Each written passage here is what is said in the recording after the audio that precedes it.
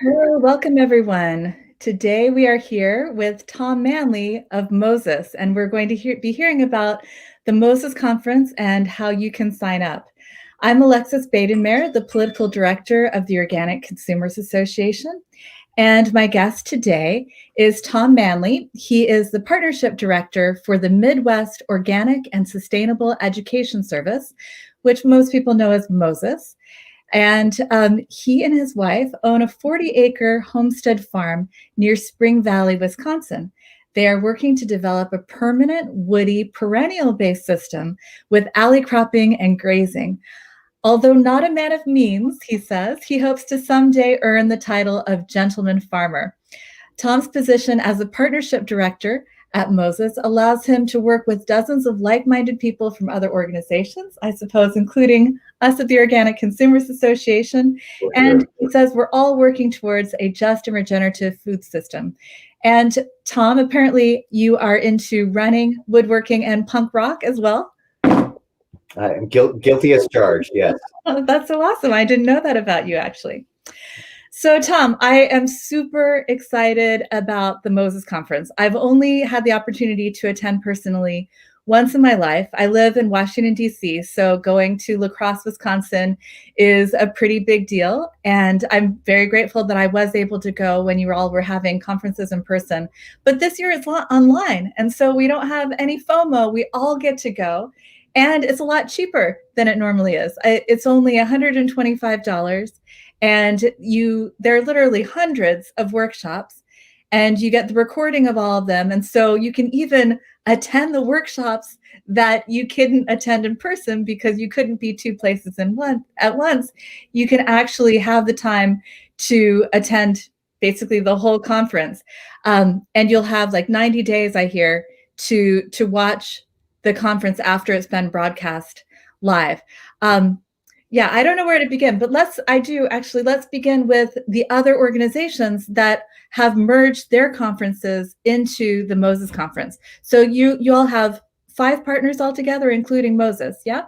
Correct. We partnered very, very broadly, and that's maybe the thing we want to share the most about this event this year. We knew as we were entering the planning process that a lot of other organizations that have events the same time of year were asking questions about what was going to be possible, how they were going to reinvent their programming to fit these virtual platforms, what platform they were going to use. So we reached out to most of the organizations in our region that have events in the late winter and asked them if they were interested in the idea of just partnering and pooling our resources and combining our areas of expertise and making a collaborative conference. So that's what we've done. We partnered with Grassworks, O-Grain, who they put on the organic grain farming, grain production conference every year, the Midwest Organic Pork Conference, and the folks at Iowa Organic Association who put that on. And then the Organic Vegetable Production Conference that's usually hosted by Fair Share CSA Coalition and UW Extension. So we partnered with all of them and rolled those events into one large collaborative event. So of course, we're relying on their expertise in each of those areas and creating the content and workshops in those tracks. And then Moses, we're really more generalists. We'll put together 60 or more workshops every year for our conference. So we are kind of filling in the gaps. And then we thought, well, this is working great. The collaborative nature of what we're trying to do is clearly going to be successful. So then we wanted to expand our outreach to all of the other partner organizations that we work with regularly, including OCA, and just find ways that everyone can be involved in promoting, in being in driving content, in being involved in roundtables, in sharing with their audience. And so this is just it's just been steamrolling for months, and we just keep finding new ways to really align with partner organizations and bring them into the process and make them a part of the programming. And also the hope obviously is to share this with as wide an audience as possible, because not everybody can travel to La Crosse to be with us in person every year.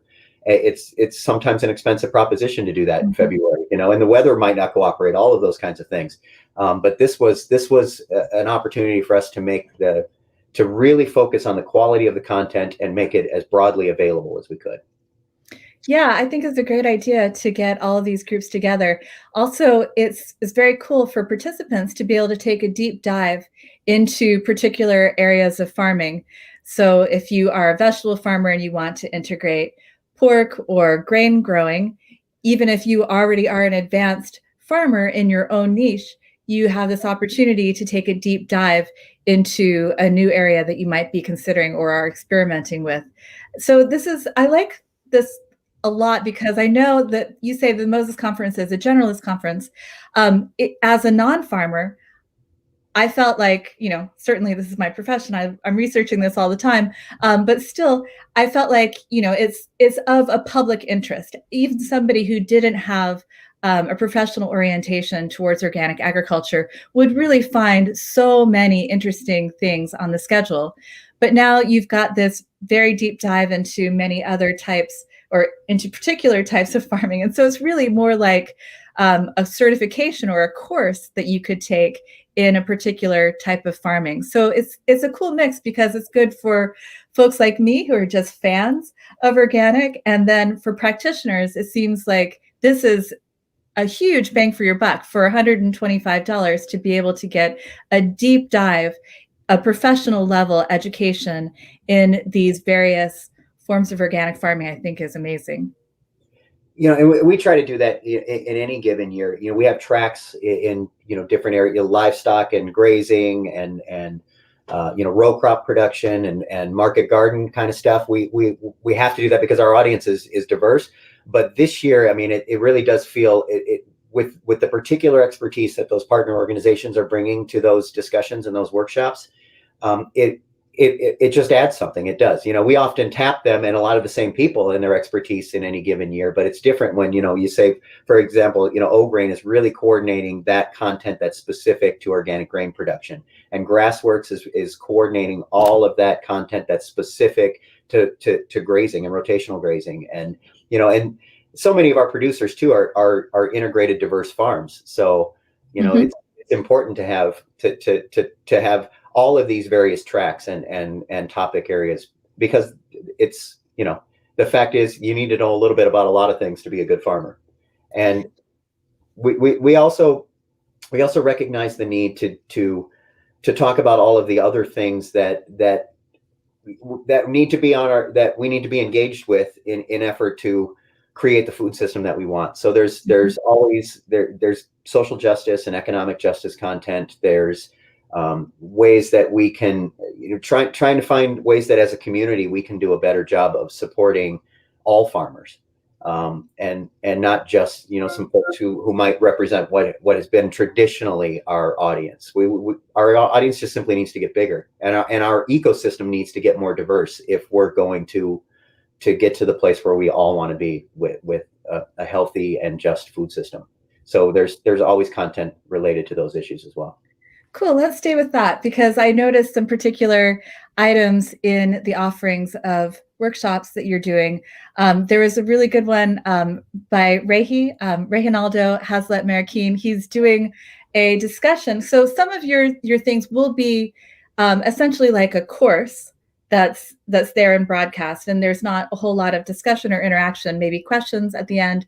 But some of your events are going to be actual forums where you take on a big topic, like Reiki taking on decolonization of the mind. Really awesome idea about what are the patterns of thinking that we are entrenched in, and maybe we can expand the way we see a lot of different things. I'm guessing that'll be a really cool discussion. What are some other examples of this? What you're talking about, like broadening the scope and the universe of what we consider to be an organic farmer. Yeah, well, first of all, the formats we use. I mean, we always have workshops, and workshops are presentations, and there's always some time for Q&A and that kind of stuff. But that's very different than what you're talking about with the roundtables and some of the panel discussions and the forums that we're planning. Those are really that's about having a discussion. That's about people talking to one another and really kind of doing a more personal deep dive on these kinds of topics. So we actually have more roundtables in our schedule this year virtually than we've ever had before. And that is in part to do the best job we can of recreating the sort of social fabric that's such an important part of our conference every year, and bringing that into that virtual arena. And we're new at this, like most organizations who are having to go virtual, but that was important to us to maintain that community part of it, because that's such a big part of our event every year. Are those roundtables and that direct interaction and the things that happen when people are in the exhibit hall together. So it's important to us that we reproduce some of that, and we are planning some what we're hoping will be impactful panel discussions and keynotes that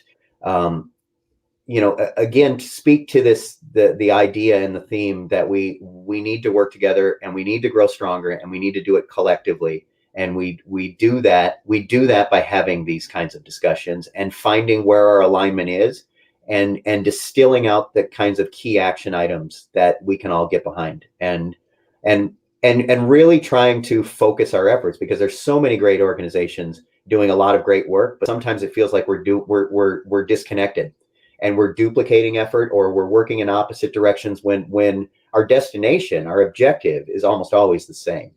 And so this is something that we talk about a lot, and I think about a lot in my work, is how do we really make those connections and find that mission alignment and keep moving forward. So there's going to be we're embedding that in everything that we're doing from a programming standpoint this year, is those ideas. But yeah, there's no shortage of content. All the workshops are going to be recorded. All the roundtables are going to be recorded. It's all going to be available for 90 days after the event. So, it's a dense schedule. It's not possible to be in every room all the time, but it's all going to be available, so everybody will have a chance to listen in. Well, let's take a look at the website real quick, because I think that people who joined the conversation a couple of minutes after we started imagine that we are speaking of an in-person conference, but the Moses conference is online this year. So it's open to everyone. You could be out of the United States in another country, and you could still attend this conference. And it will be recorded. So even if you had a time zone issue, you will have the recordings after the fact. So if you can't attend live, you can keep those recordings to watch. So I'm going to ask Corey Melby, my coworker at Organic Consumers Association, to help me. He's doing the tech here. Corey, if you could put up the Growing Stronger page. Excellent. So this is the 2021 conference. It goes for a week. It starts on Monday, February 22nd, and it goes to Saturday, February 27th. And as far as I can tell, it's on Central Time in the United States, and it goes all day into the evening. There's a schedule. If you scroll down that page, I don't know if you can do that, but a little further down that page, there is essentially the daily schedule for the conference, and there's things that are still being plugged in there, but that's the basic framework for how we're structuring the various activities. There's a lot going on, and there's going to be a lot more plugged in there as we finish this out over the next couple of weeks, and finalize those keynotes and our evening entertainment. There's every evening of that week, there's going to be something going on. On Friday night, we're working with Crosse Distilling, who's been a sponsor of our event in the past, and they're literally across the Radisson parking lot from the La Crosse Center, where we have our conference every year. And if you're not familiar with their products, they make really wonderful distilled products out of organic grain that they buy from many of the farmers who are in our community and right there in the Driftless region. But they're going to be doing a virtual cocktail hour where they're going to be showing folks how to make some of their signature cocktails from the distillery, and coaching people through that, and then broadcasting some live music to in between cocktails for folks as well. So we got a lot of stuff like that on tap that we're going to be sharing as well. Oh, that's such a good idea. Yeah, I mean, one of the best things about these conferences, I think, especially for farmers, is the social aspect. If your profession is being on your farm, which might be out in the middle of nowhere, then these conferences in the winter are really your time to connect with your friends and meet new people and do fun things that you get a break when you get a break from the farm. So I'm so glad you're integrating that into this, and it'll be fun for folks like me too.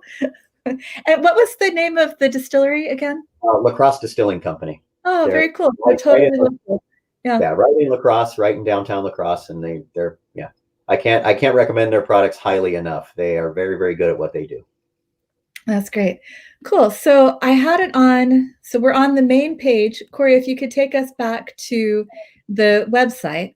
We're on the main page, and I want to show people how to search for what's available. There have been some questions coming in from Facebook, and asking about, for instance, well, what are you doing on bees? So Tom, you could probably tell us, but while you're telling us, why don't I try to find how you search through the schedule so that you can see the various tracks that are available and what options you have as a conference participant. You bet. If you start at the top of the page there, if you click on the workshops button, that's going to take you to everything. And I believe we're at a point now that my coworkers have finished the process of plugging them all in there. But you'd be able to search by category. You can look by topic area, and everything that's in the schedule is loaded in there at this point. And then you should be able to click on those individual ones. If you go outside of that box and just on the main page there and click on any one of the titles, you should be able to find a description for those workshops and presenters and all of that information. So the roundtables, I believe, are up on the roundtables tab. So it'll take a while, but you can poke through and find out exactly all of the content that's going to be available. Off the top of your head, will you have workshops relating to beekeeping? I know that we have bee-related content in the schedule, and if it would take me a moment to find it, but I know it's there. So cool. Yeah, you have health and homesteading, leadership and community. You've got really good organization here. You've got a category on soils, which is an important topic for all farmers.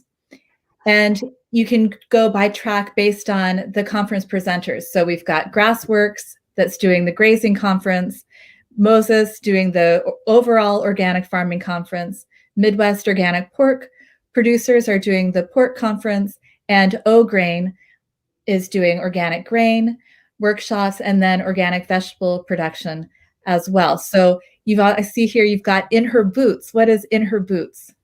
That's programming. In Her Boots is a programming area of that has been a part of Moses's work for quite a number of years. It is programming specifically directed at women who farm, and really it's about connecting and building community with women farmers. But every year we have In Her Boots content and In Her Boots meetups and workshops. And field days and any number of things, and that information can all be found on the Moses site, and a history of what we do with that programming. But there is a strong and vibrant community of women farmers that have always been a part of the Moses community, and we're happy to host them every year. Yeah, that's really cool. So even if you're looking for a networking opportunity and you're not already plugged into the Moses community, this isn't a one-off event. This is how to get involved in a collection of people that will be meeting again after the conference.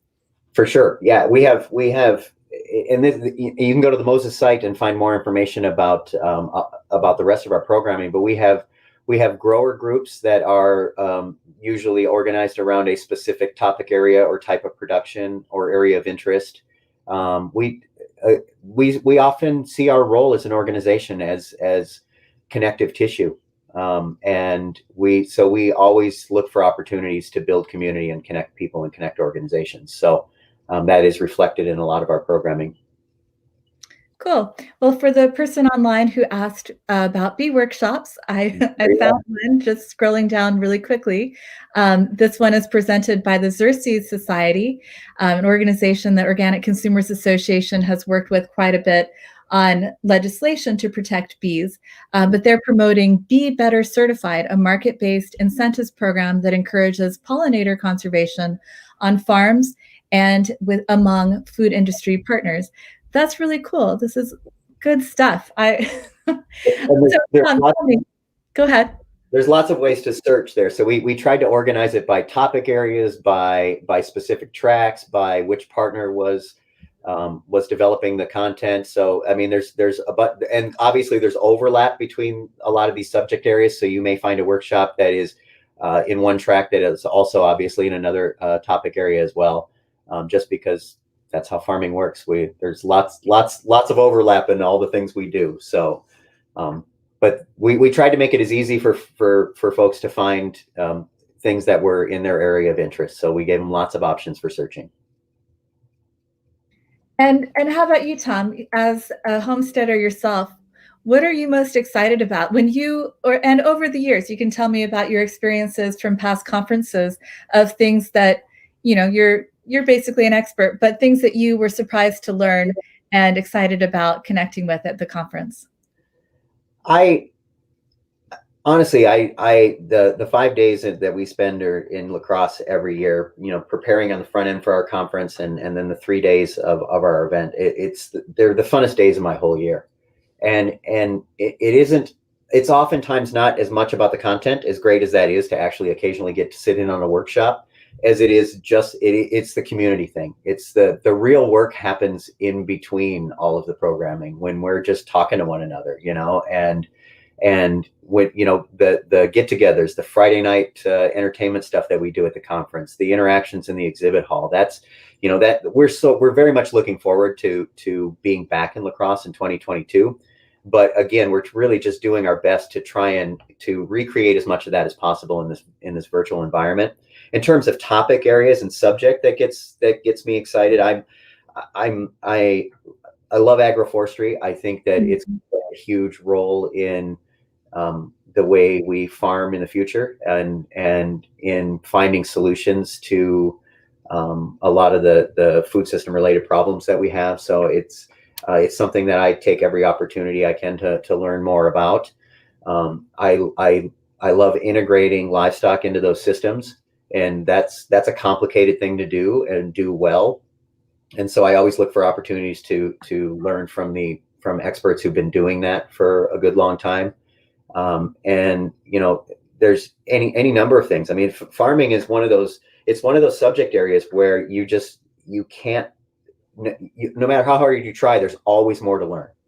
And we're blessed to have a community of really veteran, rock star farmers that you can there's always more to learn, and there's always somebody who's just right there in front of you as part of this community who is willing to teach us, and so farming can be really complicated. How do you integrate cover crops at the right time, and what's your germination strategy for it, and what's going to follow it up, and how are the animals integrated into those strategies and stuff. It's fascinating. It's whole systems thinking.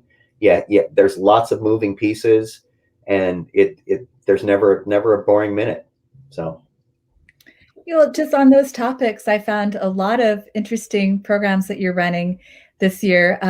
Everything from grafting fruit trees successfully to the larger topic of silvopasture, integrating livestock and crops into a single system. This is definitely enough to keep folks busy for 90 days, even after the conference is over, going back into these events and seeing the ones that you missed.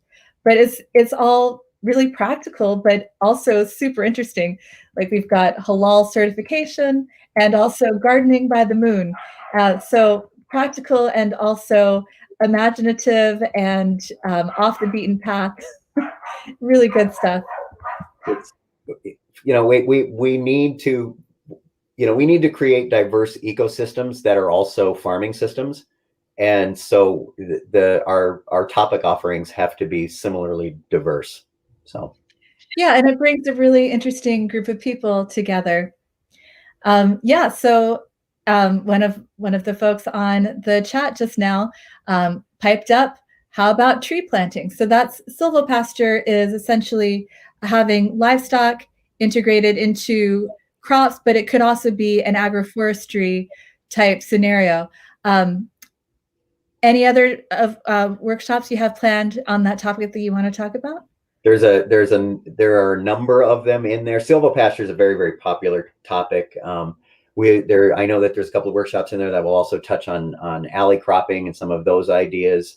I'll just give a quick shout out to the Savannah Institute, who is not one of the partner organizations on this event, but somebody that we do work with and that we have fond feelings for. They do a tremendous amount of work in this area, and we have tapped them for their expertise in the past as well. But folks who are particularly interested in agroforestry, in addition to coming to our event and being a part of this, I feel good about giving a shout out to our friends at the Savannah Institute too, because they have a lot of resources that people will want to be aware of. So if agroforestry is something that you're interested in, obviously I would encourage you to look at all the content that's on our website, but make a visit to our friends at the Savannah Institute too.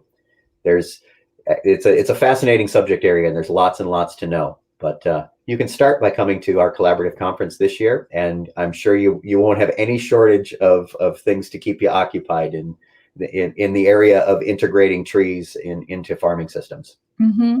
I'm sure a lot of the folks listening right now have seen the film The Biggest Little Farm. And that have you seen that, Tom?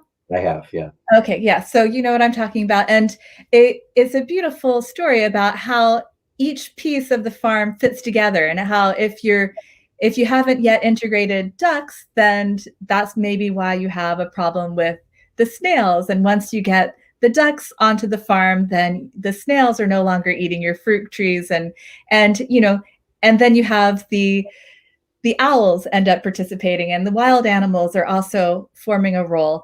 And once you have your ecology right on your farm, then you are creating a habitat that draws in a lot of beneficial wildlife, not just pollinators, but also larger animals that all can play a role on your farm. It's the way that film plays out for the viewer. It's somewhat magical. It's sort of, you don't see the farmer, you see the farmer dealing with problems, but you don't necessarily see the farmer planning things out. Why does the farmer do things exactly the way they do? There's a little bit of that in the farm, but mostly you see 7 years of a farm over an hour and a half period, and it all seems to just arise sort of magically or serendipitously. But I think one of the great things about your conference is, if you're someone like me who doesn't farm, you see a film like that, you come to your conference and you figure out the method behind the magic about, these are tried and true practices that have been developed by expert farmers, passed through the knowledge that's been passed through conferences like this, so that when people design a farming project, they're not starting from scratch. It's not haphazard. It's not just doing away with the things that you don't like about industrial agriculture. It's incorporating all of these strategies that are learned and taught at conferences like yours. Yeah. A healthy farm is a system, and it's a whole system, and it's really, again, lots and lots of moving pieces. And there is tremendous value in learning from people who have been through things like this and have that experience, but it doesn't necessarily mean it translates 100% to your farm. And so it's not possible to really take a formula and then just apply it on another piece of ground and expect that it's going to yield the same results. But you can at least rule out some things in many cases that aren't going to work. And it's all about observation and moving forward. And I have a tremendous amount. I consider myself an absolute rookie, and I learn every single day from other farmers, and hope to continue to do that. And that's what Moses does. And as an organization, that's what our conference, our collaborative conference, is trying to do this year. Everything, it's all peer-to-peer learning. That's what our organization is built on, and that's it's been shown time and time again that that's how farmers learn best, is in that peer-to-peer environment. And so that's what we try to build all of our programming around. Great. Well, let's shift topics a little bit, because another reason I think that farmers find conferences like the Moses Conference so valuable is because they connect to exhibitors and vendors who are coming to your show. And of course, one of the most fun things a farmer can do over the winter is go through the seed catalogs, plan out things that you haven't produced before and figure out what supplies you need to bring them onto your farm. And conferences like this are usually, you would have like a big exhibit hall and you would get to walk through the aisles, and people are ready to talk to you and pitch you on their product. How are you integrating that? I see that you are. That won't be missing from the Moses Conference. How is that going to work in a virtual space? That was a big question. That was a big challenge throughout this whole process. But we worked with our friends at Cvent, who that's the platform that we're using, and I think we've done a pretty good job of figuring that out. Again, it is you can't replicate what happens in the exhibit hall at our normal event. I mean, it's if anybody who's been down on that exhibit hall floor knows that it can get quite loud and quite crowded down there sometimes, and it really is. It's almost like a family reunion every year, because it's so many of the same exhibitors in the and oftentimes in the same spot for years and years and years. And we have attendees who will show up and like buy a year's worth of inputs, all of their supplies. They buy during the show, because so many of our exhibitors will run show specials and that kind of thing. And they'll walk around, you order all your seed, you order your fertilizer, you get your compost for the year, you do all those kinds of things in one place. And so we're doing we're trying to replicate that again as closely as we can, encouraging all of our sponsors to have show specials that sort of mimic the show specials they might normally do on site. And then just doing everything we can as an organization to make sure that attendees are aware of those opportunities. The booths are virtual, so if somebody goes to the exhibit hall page, it's essentially it's a map of everybody's logos. They can click on, and then they will actually enter their booth, which has the ability to live chat, just like we're doing right now. So they would be able to talk to an exhibitor directly real time. They could schedule an appointment to do that at another time. But there will be, they can be redirected to whatever resources that exhibitor wants them to find. So their website, other videos that they have on other platforms, any kind of documents, brochures, PDFs, any of those kinds of things. But we're hoping that the thing that really gets utilized is the ability to chat back and forth like this. So we're doing everything we can to make sure that there are dedicated exhibit hall times in the schedule. And really incentivizing those sorts of interactions. So that's again trying to mimic what happens in La Crosse every year. And we know that because we're embedded in it, we know that there's a lot of folks in our community who really look forward to that specific aspect of our conference every year. So we've given it a lot of attention, and I feel pretty good about the job that we've done in creating that interactive component for the booths. And I just hope everybody shows up and goes and sees everybody, because I'll tell you, there's a tremendous amount of expertise in our exhibit hall, virtual or in person. Our sponsors and exhibitors, and we often tap them for their expertise and in presentations, because some of these folks have been at this for decades and are household names in some circles because of how much they know about their particular subject area. So I would encourage anybody who hasn't visited the Moses exhibit hall to visit the virtual hall, and you'll get some sense of just how much these folks know. And does that only go up on the website once the conference starts, or is that up on the website right now? That is not, the exhibit hall is not available yet. It will be live when the event goes live, but it will be available for 90 days afterward as well. And we will be distributing those show specials that the sponsors share with us after the fact as well, to just encourage some of that interaction and those kinds of purchases and communication that would normally happen in the exhibit hall, that it continues into March and April. Yeah, I think this is another great opportunity for folks who wouldn't normally be able to go to La Crosse to have this. It's essentially like a mall, a shopping mall for organic farmers. All of these, very important tools. I recognize, for instance, I'm looking at I'm on the exhibitors page right now, and even though the exhibit hall isn't open yet, so these are not live links yet. I'm seeing an impressive list of exhibitors with lots of products that I know that the farmers I'm close to really rely on, like Fertrol, for instance. That's a name I recognize. High mowing organic seeds. Yeah. So, and there's certainly a very, very long list here of organic farming tools that farmers really rely on. And it's a great way to learn about companies that you might not know about, especially if you haven't been to Moses before. But I suppose, like this year, one of the advantages for you all was also being able to expand your list of exhibitors. You're not reliant just on the folks who are willing to make the trip to La Crosse, but you can bring people in virtually. Were there some advantages to doing it this way?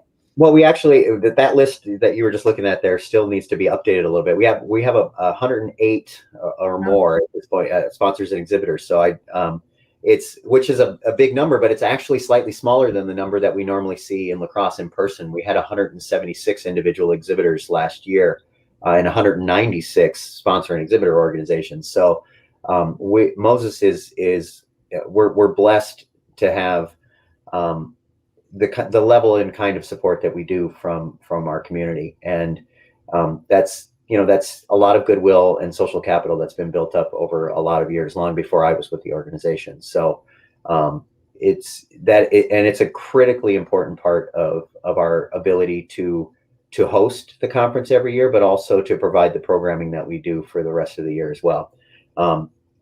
So before we're done here, I do want to have an opportunity to call out some of our sponsors specifically too. I'm hoping I have a chance to do that. But the fact is,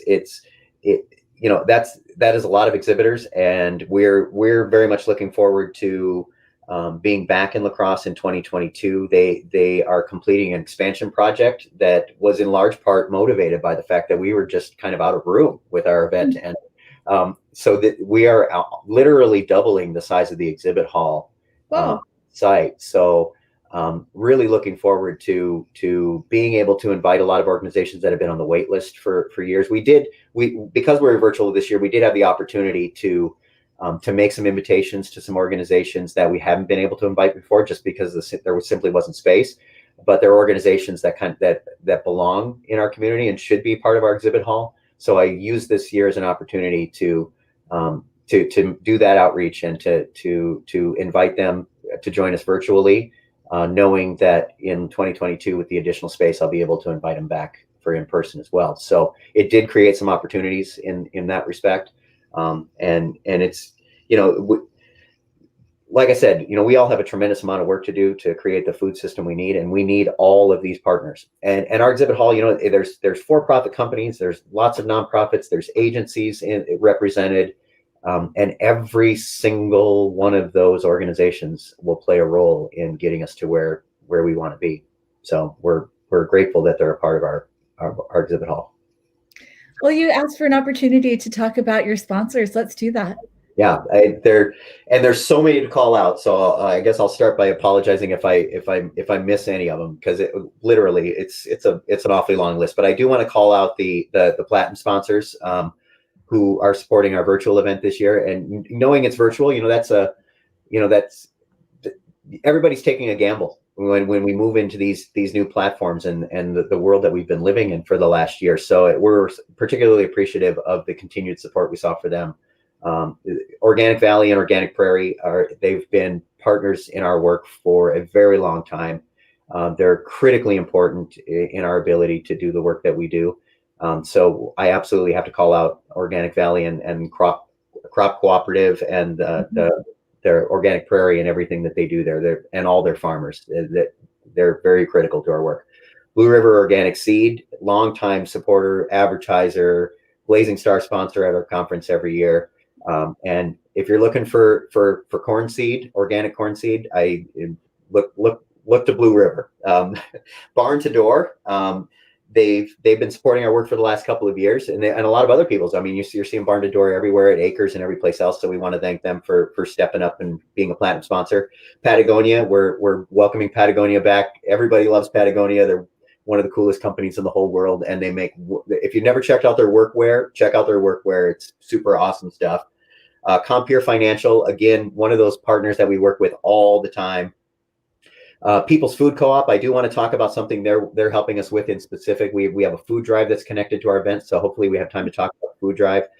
And then Mother Earth News, Real Organic Project, EcoCert Group, obviously Organic Consumers Association, a big part of helping us pull this all off this year, and their partners Regen International, obviously. Wisconsin Farmers Union, Intertribal Ag Council, and the folks at La Crosse Distilling that I mentioned earlier. And for all the other sponsors, our gold sponsors this year, and our regular sponsors who couldn't be a part of our event this year, I do want to just thank you all too, just for the ongoing partnerships that we've developed and the support that you give us to keep us doing our work. So I did want to just have a chance to do that. Can I talk about the food drive a little bit? Do we have some time? Yes, We love La Crosse, and our being there every February it's a big deal to us, and our relationships with the city of La Crosse and with the La Crosse Center and with the Visitors Bureau and everybody there that makes it possible for us to do what we do there. We felt bad that we know it's going to have some economic impact, our not being there in February. And so we wanted to use our virtual event and do something to leave a positive mark in that community anyway. And we know every year we end up donating some food because we create menus for almost 3,000 people, for 8 meals over those 3 days. And so that's a lot of food, and a lot of our sponsors help us with that. And in fact, we couldn't create those menus without the food support we get from our sponsors. So we wanted to redirect some of that support to the food shelves that we work with, and the food banks in La Crosse and Rochester that we normally can give some support to. We wanted to give basically as much food support to them as we could this year, because they're all experiencing an absolutely unprecedented level of need. And so we thought it was a perfect opportunity to work with People's Food Co-op in particular, because they always help us with our food on site every year. So they're running a food drive the 16th of February through the 28th of February. All of their members and shoppers and customers have an opportunity to buy a $10 bag of groceries, and the co-op is going to coordinate with the food shelves and make sure that they're getting what they need, really. And then the co-op has been gracious enough to match whatever support their customers give. So I want to encourage everybody who's in the Rochester or La Crosse area to go into your People's Food Co-op between the 16th of February and the 28th of February and support that effort, because I think between the two of us and the group of us, we can really put a lot of food on some shelves. And our friends at Organic Valley are helping with that, and I've reached out to all of the food donors that are normally a part of our conference and asked them to redirect that support to this effort. So I did want to have a chance to mention that. And we're also doing what we can to direct some attention to the Minnesota Food Share March campaign that happens every year in Minnesota, and particularly in the Twin Cities with some of the co-ops that support our work there, Mississippi Market and the Wedge and food co-op partners warehouse, and just make sure that everybody knows that campaign is coming up, and because again there's a tremendous need there, and if anything we can do to highlight it and draw some attention to where folks can help with that effort too, we're hoping to do that. And all of that information will be on the event website here before too long. We're creating a food drive and donate page where folks can go and support that effort. Yes, I should have mentioned earlier that as I'm scrolling through the website, we've got the link to the website in the event description if you're watching on Facebook. So you can also be checking out the conference website as we talk, and you have this opportunity to ask Tom any questions you have about any of the programming or anything that's happening with the conference, how you sign up, how to get involved, how to support the food drive in La Crosse and Minnesota. And I suppose any of us, though, from anywhere in the world could chip in to help out. I guess it'll be linked from the conference webpage, but do you want to mention a webpage right now where people could donate to the food drive? It will be on it's not up yet. We're still working on that page because we were just sorting out the final details of how we were going to coordinate all of those efforts. But there will be a food drive and donate page that will be on the Growing Stronger collaborative website before too much longer here. We're hoping in the next few days or a week. And that will have all the instructions and links and opportunities for folks to support that effort. Great. Well, I am totally excited. Can't wait to see as much of the Moses Conference live as possible and to have that amazing library of all of the workshops to pour over for 90 days afterwards. I think that was a great idea, really cool way to do this. And it's neat. I think I probably would have missed this whole exhibitor interaction thing. So that's really cool that the exhibitors, people who would normally be there in person, we can check them out and chat with them and have video conferences with them during the event. And there will be so many opportunities also for folks to get together socially.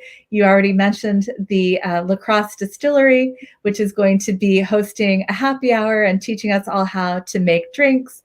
And you mentioned earlier that there were live music events in the evenings. Is that right? Or entertainment things? On that Friday night, Crosse Distilling Company will be helping us out, and they often have live music in the distillery, and it's really a nice setting for it. I enjoyed a band in there last year when we were in La Crosse, and they're going to be helping us stream some music as part of that cocktail hour. And we're looking at other ways we might be able to insert some musical components in between workshops and those kinds of things. It's just to keep people engaged and highlight some of the talented people that are a part of our community. There's a couple more things if we have a few minutes that I would point, if there's any young people listening, we do have some teen specific programming. The Wisconsin Farmers Union helps us every year on site with our teen space and programming that's specific to young people. And this year we're kind of expanding that because, again, being virtual, it created some opportunities. So there is anybody who's high school age and younger, basically 18 and under, can sign up. We have special registration forms. They can join us at I believe it's actually free for anybody 18 and under, so that if they go to our website and go to the registration, they have opportunities to engage in not just the teen specific programming, but any of the workshops that they want to be a part of. And we're also, as part of that effort, reaching out to high school ag classes across the region and inviting them to engage the content and make it available to their classes as well. So I did want to just mention that. So if there's any young people who are interested in farming and want to learn from some rock star farmers, here's an opportunity. And there are scholarships available as well. So that form is linked from that page as well. So if there's folks listening at all who the price is at all a hurdle or prohibitive, we do have some funding in place to help with some of that. So don't hesitate to apply for those scholarships as well. Excellent. Well, Tom, while I have you, if anything else comes up that you want to mention about the conference, please pipe up. We have time to do that. But I also want you to talk about what Moses does throughout the year and how this is a big event that brings everybody together, doing field days and helping with organic certification. What are the other, you mentioned the Women's Network in her boots. What are some other ways that you bring farmers and people who care about organic agriculture together during the year? We try to do that any way we can. I guess the biggest thing is that the thing we're probably most known for, in addition to our annual conference, is our newspaper, The Organic Broadcaster. We produce that 6 times a year. The January-February issue just went out. It's a free publication. You can go to our website and sign up for it. You can receive it either in the print edition mailed to your house, or email is an option as well. Get the electronic version. The last several issues are available in PDF form on our website if somebody wants to check it out. But we spend an awful lot of time working on that. And again, we rely on our whole community and tap expertise where we find it to help us with those articles and that content. And again, we do the best job we can of just sort of representing all of the topic areas that might be important during a time period like that. So everything from legislative issues, policy issues, to straight up production issues. And again, there's something for just about every type of farmer in there. And then we, as part of that effort, we have classified ads that we make available. They're online. We have a land link up. We have a jobs page. The land link and jobs page, those are free services that we just provide just because we hope it's helpful.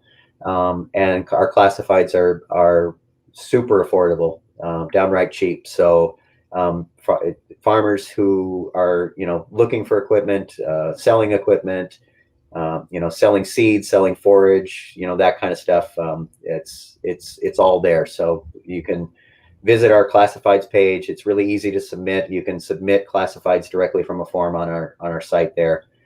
So lots of opportunities for farmers to engage with one another that way. And again, we try to create as many opportunities as we can for farmers to engage directly with one another. So the grower groups I mentioned earlier, there's lots of information on our website about the grower groups built around, different, again, topic areas and affinity groups. So if there's, please check it out. And we're adding more. So that's a program that's expanding all the time. We have our podcast that we produce pretty much every week. And then the In Her Boots podcast that will be ramping back up here pretty quick. So there's all of that program. And then our field days, in any given year, the number of field days we do in a year might vary a little bit just based on, capacity and the grants we're working on and deliverables and those kinds of things. But in any given year, we've got, we're involved in a half a dozen to 14, 15, 16 field days too. So it's, yeah, so that keeps us busy for spring, summer, and fall as we begin to prepare for the conference coming again. And then we spend a lot of time starting in September, October, working toward the conference in February. So our winter is pretty much, it's devoted, in addition to obviously the broadcaster issues that we have to produce during that time, it's mostly all hands on deck for conference related activities. And we're involved in any number of grant programs. We have a BFRDP grant where we are focusing on specifically helping develop those farmers in those sort of gap years. They're not really beginner farmers. They haven't gotten to the point where they're really graduated to the point where they can really be a part of our mentor program. They're in those in-between years, that kind of 5 to 7, 8 year kind of range when a lot of farms really, that's when they begin to feel the pinch of, financing and business management and a lot of those kinds of things. And a lot of farms fail in that period of time. So we've redirected some of our efforts that used to be geared toward beginning farmer education and really focusing on creating some resources and some help for those farmers in those in-between years, and hopefully graduate them into our mentor programs from there that's been a part of our work for a long time, is our mentor program that connects farmers who've maybe gotten through those first beginning years and are, they're solid producers. They've got a good business working for them, but they're to take that next step. We try to connect them with farmers who may have several decades of experience in a particular production area, and make those connections so that knowledge can be imparted, and then keep repeating the process. Just keep making new mentors, and so that's a program that we've been working with for years and have had a great deal of success. And so that's a program that we're looking to expand and make available to more people as well. Wow, so much good stuff. I'm glad you mentioned the organic broadcaster. Certainly that's a resource that I have utilized quite a bit, learning about organic standards, how organic farmers solve certain problems in organic related to what materials can and cannot be used. It's been a huge education for me, especially everything written by Harriet Bihar. So that's how I learned everything I know. And then I did want to mention that you all have videos of past conferences available on your YouTube page, yeah? We of certain segments, not necessarily whole conferences, but like some of our keynotes and some of those things are on the Moses YouTube page. I would encourage folks to check that out. It gives a pretty good idea of I guess the scope of our conference, and I think we've had some real standout keynotes over the years. We're particularly proud of our keynotes from last year. As you know, Leah Penniman and John Eichert joined us last year, and those are available there. Those were both pretty inspiring talks, and we were happy to host those. But there's any number of them from over the years, and you know, folks from OCA will certainly find some familiar faces in there, and anybody who's been to the conference before, it's kind of fun to revisit some of those things. But those are other areas where we obviously are hoping to expand our ability to make video content available, and find more ways to share those things too. So we are learning a lot of things with having to go virtual this year, that we are tools and skills that we can bring forward and maybe hybridize our events in the future, just to make that content more available and make it easier to share too. But again, without ever losing that in-person, face-to-face kind of interaction that our conference is known for, and what makes it special. So great. Well, I see that a colleague of yours from Moses has put the links into the chat here on Facebook. So there's a link to the scholarship page, the Grow Stronger Scholarship. It's a very affordable conference at $125, but that's not an insignificant sum of money. So, affordable based on, it's a good bargain, I guess I should say. But it's still a big chunk of change for folks. And so that's really great that you guys have a scholarship. And certainly I'm sure that we could all make contributions to your scholarship fund. And then also in the chat now, we've got a link to the conference playlist. And you mentioned Leah Penniman, the author of Farming While Black. She gave an amazing keynote last year that I was just actually rewatching today as I was going through all the great stuff you've got on your YouTube page. So this is going to be a great conference. We do look forward to reuniting in La Crosse, Wisconsin in 2022. But in 2021, everyone around the world can join the conference online. It'll be completely virtual. And but it'll be a great, what I'm hearing from you is that there is nothing that you would be doing in person that you aren't making sure happens online. So this will be a phenomenal conference. I will just say too, anybody who's thinking about registering, if you register between now and February 5th, we're going to be doing a series of drawings for free admission to our 2022 conference. So you can win registration for 2022 in La Crosse. So sign up for our virtual event and you'll be thrown into the pool for that drawing as well. So maybe if you've never had a chance to join us before, this is your opportunity to join us both virtually and in La Crosse. So yeah, that's an awesome opportunity. How much does it normally cost? Besides, obviously people would have to pay for travel and lodging if they were going to attend in person. But what is the value of this conference that you're putting online now? What does it normally cost to attend? It would be roughly $300 because we have, there's we do organic universities normally on that Thursday before the conference, and then Friday and Saturday are the conference itself. But if you combine the conference registration with the organic university registration, it's roughly $300.